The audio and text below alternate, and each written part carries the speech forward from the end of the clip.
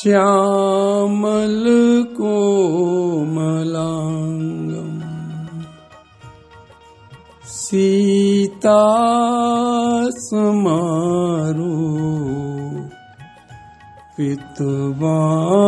भागम पाणो महा सायक चारु चापम नमामि रामम रघुवंशनाथम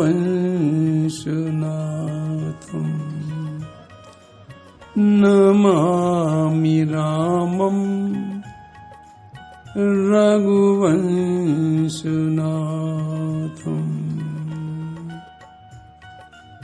जनक सुता जग जननी जानकी अतिशय प्रिय करुणा निधान की ताके जुगपद कमल मनावों जासु कृपा निर्मल मति पावों निर्मल मति पावों निर्मल मति पावों निर्मल मति पावों। जय जय जय हनुमान गोसाई कृपा करहु कृपा करहु गुरुदेव की नाई गुरुदेव की नाई गुरुदेव की नाई। वाणी को पवित्र करने के लिए राम नाम का उच्चारण करना।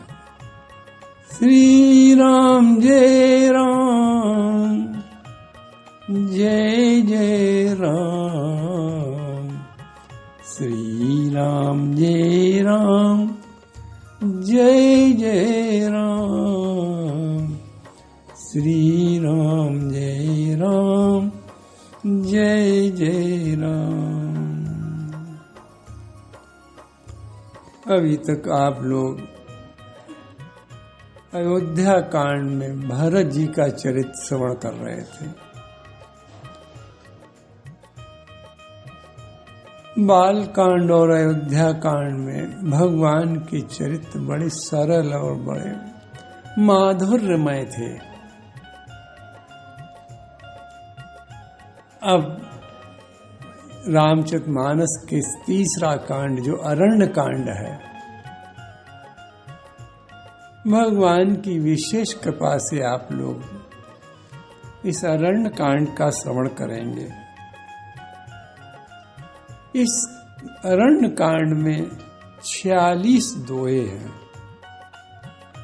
और इसी कांड में जगह जगह 16 उपदेश भी हुए। ये अरण्य कांड जीव मात्र के लिए बहुत ही कल्याणकारी है और बहुत महत्वपूर्ण कांड है, क्योंकि हम सब माया के वशीभूत हैं और इस कांड में माया और उससे छूटने का साधन बताया गया है, जिससे हमारा कल्याण हो जाएगा। अरण्य का अर्थ है वन। इस कांड में वन शब्द का बहुत प्रयोग हुआ है, इसलिए इस कांड का नाम वन कांड अर्थात अरण्य कांड रखा गया। इस कांड में प्रवेश करने से पहले यानी वन में प्रवेश करने से पहले तुलसी बाबा भोलेनाथ की प्रार्थना करते हैं, भोलेनाथ की वंदना करते हैं। क्योंकि वन एक ऐसा स्थान है जहां जीव उलझ जाता है, और उस उलझने से छुटकारा, उस उलझनों से छुटकारा पाने के लिए धर्म ही सहायक है, और धर्म के मूल स्रोत हैं भोलेनाथ। इसलिए तुलसी बाबा इस अरण्य कांड को प्रारंभ करने से पहले, यानी वन में प्रवेश करने से पहले भोलेनाथ की स्तुति करते हैं, क्योंकि भोलेनाथ ही तो धर्म के मूल हैं। दूसरे श्लोक में बाबा राम जी के उस स्वरूप का वर्णन करते हैं। उनके साथ माता सीता और लक्ष्मण भी जो वन की यात्रा में जा रहे हैं, ऐसे स्वरूप का वर्णन करते हुए उनकी स्तुति करते हैं। इस कांड के प्रारंभ में ही शिव जी ने माता पार्वती को बहुत सावधान किया। कहा, देवी, वैसे तो तुम्हारे प्रश्न का एक उत्तर भी इसी कांड में मिलेगा, कि जो तुमने हमसे प्रश्न किया था कि बनवस कीने चरित अपारा, कि राम जी ने वन में रहकर कौन कौन से चरित्र किए, इसी कांड में तुम्हें उसका उत्तर मिलेगा। लेकिन सावधान होकर इस कांड को सुनना देवी। माता पार्वती ने पूछा, प्रभु सावधान होकर क्यों सुने? शिव जी मुस्कुराकर कहने लगे, देवी उमा, इसी कांड में भी तो तुमने राम जी को रोते हुए देखा था। सीता जी का हरण हो चुका था और राम जी उनको ढूंढते हुए जा रहे थे, रोते हुए जा रहे थे, रोने का विलाप करने का चरित्र कर रहे थे। राम जी क्या कह रहे हैं, कैसा चरित्र कर रहे हैं? हा गुण खान जानकी सीता। राम जी रो रो कर कह रहे हैं, हा गुण खान जानकी सीता, रूपशील व्रत नेम पुनीता। हे खग मृग हे मधुकर सैनी। राम जी किससे पूछ रहे हैं रोते हुए? अरे पक्षियों से रोते हुए पूछ रहे हैं। अरे ये तो साधारण व्यक्ति भी जानता है, पक्षी क्या बताएंगे? किसी के खो जाने पर क्या पक्षी बताएंगे? लेकिन क्या राम जी का सुंदर चरित्र है, कितना गूढ़ चरित्र है, इसको समझना बहुत कठिन है। राम जी कैसा चरित्र कर रहे हैं? पक्षियों से पूछते हैं, हिरण से पूछते हैं, भंवरों से पूछते हैं। हे खग मृग हे मधुकर श्रेणी। अरे तुम देखी सीता मृग नैनी, तुम देखी सीता मृग नैनी। अरे हिरणों, हे पक्षियों, हे भंवरों, तुम्हारा तो हर जगह इस जंगल में जाना है, तुम हर जगह जाते हो। बताओ, क्या तुमने हमको हमारी सीता को देखा है? क्या मृग नैनी सीता को देखा है कहीं? ऐसा चरित्र रो रो कर कह रहे हैं। लक्ष्मण जी जो उनके साथ हर समय रहते हैं, वो भी इस चरित्र को नहीं समझ सके। लक्ष्मण जी ने जब ये देखा राम जी को रोते हुए, तो समझा रहे हैं कि लक्ष्मण समझाए बहु भांति। लेकिन समझ में नहीं राम जी की आ रहा। राम जी रो रहे हैं। पूछत चले लता तरुपाती। लताओं से लिपट लिपट कर राम जी पूछ रहे हैं, पत्तियों से पूछ रहे हैं कि तुम देखी सीता मृग नयनी, तुम देखी सीता मृग नयनी। शिव जी कहते हैं, उमा तुमने जब राम जी का ऐसा रोता हुआ चरित्र देखा तो तुम भी तो मोहित हो गई थी, तुम भी तो मोह में फंस गई थी। इसलिए उमा अब तुम सावधान होकर ये अब चरित्र सुनना। राम जी का बहुत ऐश्वर्य का चरित्र है इस कांड में, बड़े गूढ़ चरित्र राम जी करेंगे इसी कांड में। उमा, शिव जी कहते हैं, उमा राम गुण गूढ़। हे उमा, राम जी के गुण कैसे हैं, बड़े गूढ़ हैं, जिनको समझना हर एक के बस के नहीं है। उमा राम गुण गूढ़, पंडित मुनि पावहीं बिरती। हे उमा, राम जी के चरित्र बड़े गूढ़ हैं। जब इन गूढ़ चरित्रों को विद्वान देखते हैं, सुनते हैं, मुनि सुनते हैं, ज्ञानी सुनते हैं, विद्वान सुनते हैं, तो उन्हें वैराग्य हो जाता है।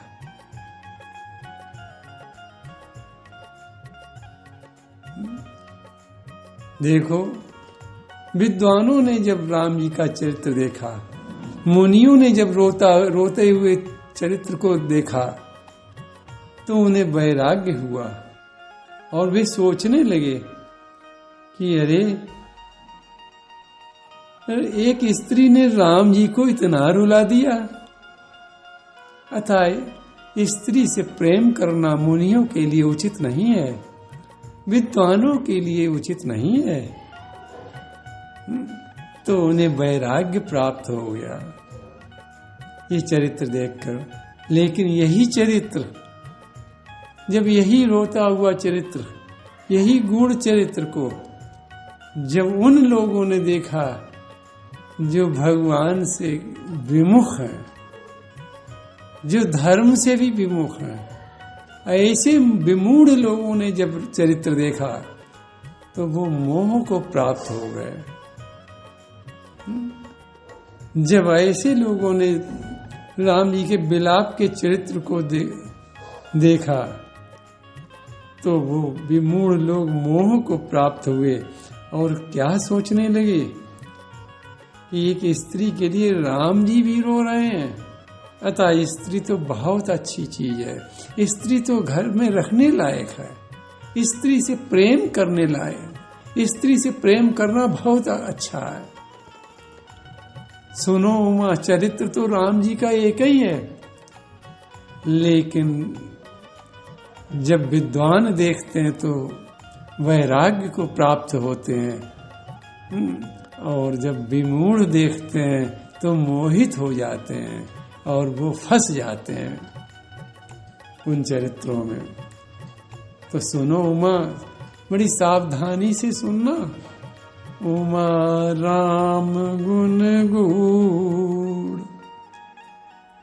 पंडित मुनि पावहीं बिरती, पावहीं मोह विमूढ़, जे हरि विमुख न धर्म रति, न धर्म रति। हे उमा, अब हम अरण्य कांड का प्रारंभ करते हैं। तुलसीदास जी अरण्य कांड का प्रारंभ कर रहे हैं। तुलसीदास जी कहते हैं कि पुर नर भरत। तुलसीदास जी यहाँ से अरण्य कांड को प्रारंभ करते हुए कहते हैं कि पुर नर भरत प्रीतिमय गाई।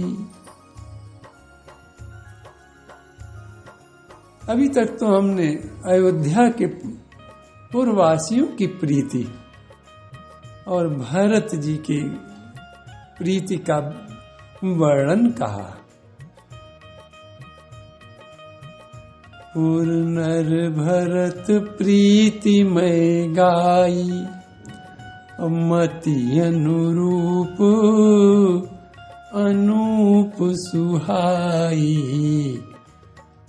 मति अनुरूप अनूप सुहाई, अनूप सुहाई। लेकिन अब प्रभु चरित सुनो अति पावन। तुलसीदास जी अरण्य कांड का वर्णन कर रहे हैं। अरे सुनो भगवान के अब हम उन पावन चरित्रों का वर्णन करेंगे जो भगवान ने अरण्य में किए। अब प्रभु चरित सुनो अति पावन, करत जीवन सुर नर मुनि भावन। करत जीवन सुर नर मुनि भावन। अब प्रभु चरित अब से मत तुलसीदास जी संकेत कर रहे हैं कि पहले प्रभु के दास का चरित्र हमने कहा, यानी पहले प्रभु के दास भरत जी का चरित्र हमने कहा। अब प्रभु का चरित्र सुनो। अभी तक तो भरत जी का आप लोग चरित्र सुनते रहे। भरत जी प्रभु के दास हैं, सेवक हैं, उनका चरित्र पहले हमने कहा।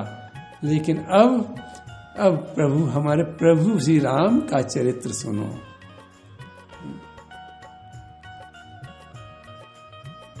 इस कांड में ऐश्वर्य प्रधान होगा। बाल कांड में माधुर्य और ऐश्वर्य चरित्र तुलसीदास जी ने कहा। अयोध्या कांड में तुलसीदास ने माधुर्य चरित्र कहा केवल। लेकिन इस अरण्य कांड में ऐश्वर्य चरित्र ही प्रधान रहेगा।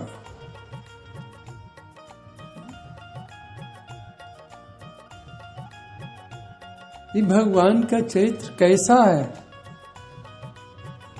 सुर नर मुनि भावन, यानी अब प्रभु चरित सुनो अति पावन। करत जीवन सुर नर मुनि भावन। मुनियों को अच्छा लगने वाला है, देवताओं को अच्छा लगने वाला है और भक्तों को भी आनंद देने वाला चरित्र। भगवान के वनवास से देवताओं का स्वार्थ सिद्ध होगा, इसलिए देवताओं के मन को भावन करने वाला है, मन को अच्छा लगने वाला है। और मुनियों को वैराग्य प्राप्त होगा, इसलिए मुनियों के लिए भी ये चरित्र बहुत सुंदर है। तो इसलिए तुलसीदास जी अब इस कांड का प्रारंभ करते हुए संकेत करते हुए कहते हैं कि अब प्रभु चरित सुनो अति पावन। करत जीवन सुर नर मुनि भावन। सुर नर मुनि भावन। अब इसके बाद तुलसीदास जी जयंत का प्रसंग प्रारंभ करेंगे और आज का प्रसंग अब यहीं विश्राम होता है। प्रभु के चरणन में सदा पुनि पुनि करूं प्रणाम। यही कहूं भूलूं नहीं मेरे प्रियतम राम। मेरे प्रियतम राम। श्री राम जय जय राम। श्री राम जय जय राम।